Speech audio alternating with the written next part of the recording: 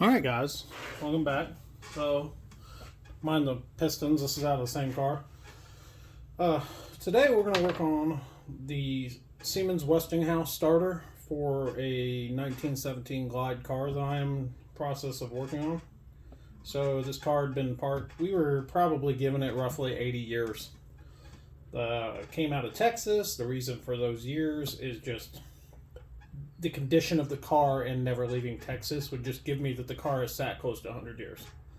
So this car, we believe we have found why it was parked, but did have an internal damage in the motor from a loose wrist pin.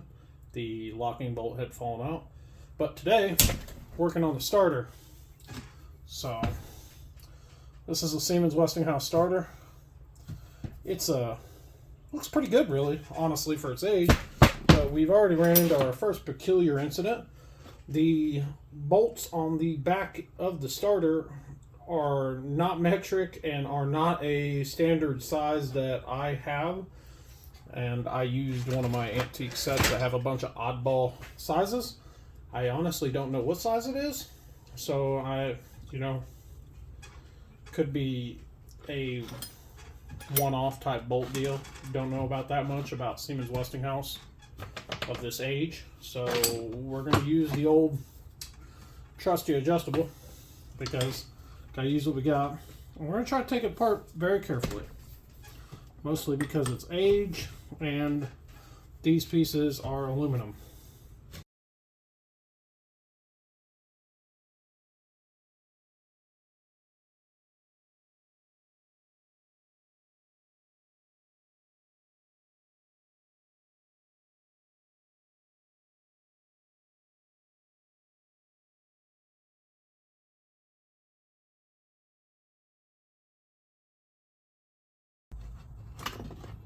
All right. So wow, full of a lot of stuff.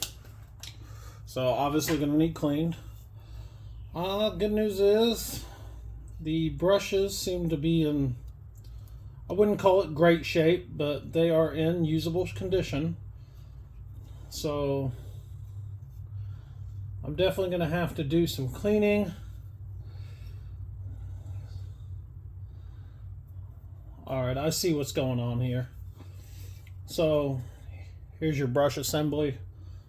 Gonna have to, it looks like it may have had a brush put, a brush. All the other brushes are super short, but this one, so maybe it had a bad brush at one time. I was always told to replace them in pairs or sets, but maybe this is one of those deals where it had to be fixed in the middle of nowhere. So actually really doesn't look bad. I'm gonna have to ohm everything out here, and I'm guessing this guy is attached. The other end is not just sliding in there. Of course he doesn't. So I'm gonna try to pull the front half off this.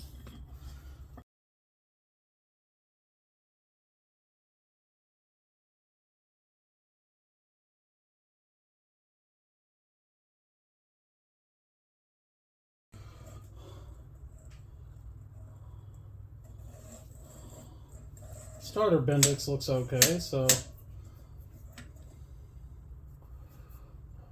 shaft looks alright. Locking tab for the shaft, so I brought my punch and hammer.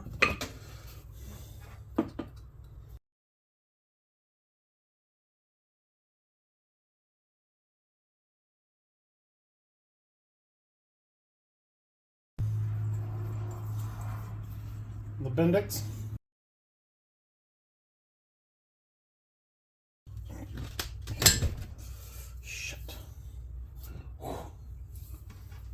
Armature, which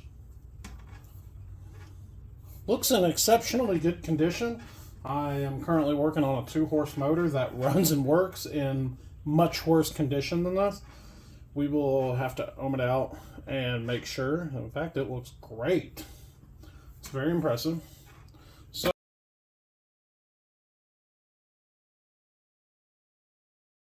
and Comet and clean this. I'm gonna go ahead and insert the motor back in, well, the armature back into the motor.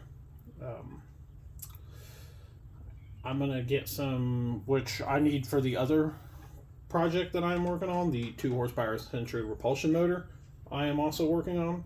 I need to get some dielectrical cleaner, and we're gonna clean her down, scrub her down, and see if we can't get this guy to work.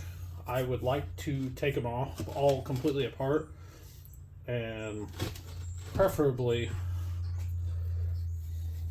yeah, I'm gonna have to clean on that shaft. The bearing rides right here where the rust is.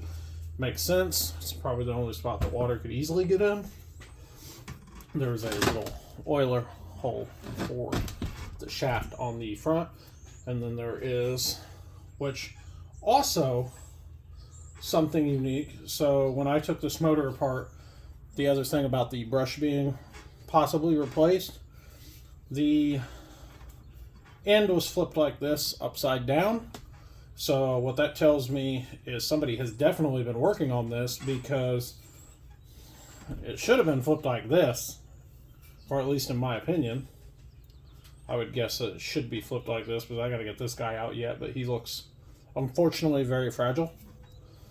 So it may be a wick, I don't know. It may be a wick that you fill with oil. I'd have to check, but you can see the groove. There is a groove in the bushing for this motor. So, all right, let's take her. Let's go get our stuff and go clean her up.